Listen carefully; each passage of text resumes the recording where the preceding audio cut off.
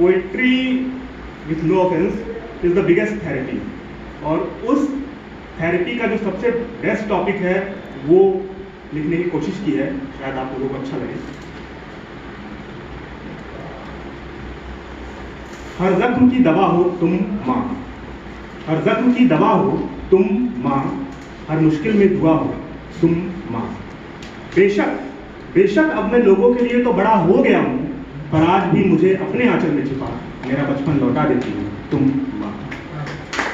मेरी कामयाबी पर लोग मुझे उपहार देते हैं, फूलों से लिपटे गुलदस्तों में भर प्यार देते हैं, पर आज भी मेरा सबसे अनमोल उपहार आंसू की वे दो बूंदें हैं जो मेरी कामयाबी पर अपनी आंखों से बहा देती हो तुम माँ।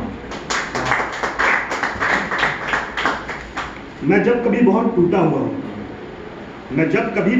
हुआ होता हूँ, इस प्रतियोगी दुनिया में पीछे कहीं छूटा हुआ होता हूँ, तब तुम्हारी हथेली का स्पर्श मुझ में नई ऊर्जा भर देता है और कतार में मुझे सबसे आगे खड़ा कर देता है।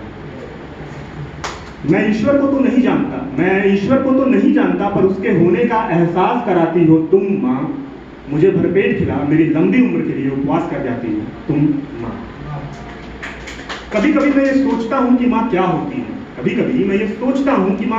है, उत्तर यही मिलता है कि माँ तो बस माँ होती है।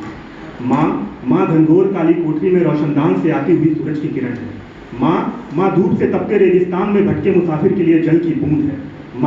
माँ ठंड से सिकुड़ते बच्चे का कंबल है। माँ किसी महासागर का तल है। माँ हंसते हुए बच्चे का मुख है। माँ ही बस जीवन का सुख है। माँ घर से दूर सैनिक का खत है। माँ तेज बारिश में छत है।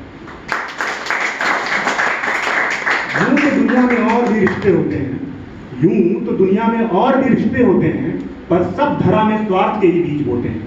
काश की माटी में अंकुरित होते हर पौधे को वैसा ही माली मिले जैसी हो तुम माँ।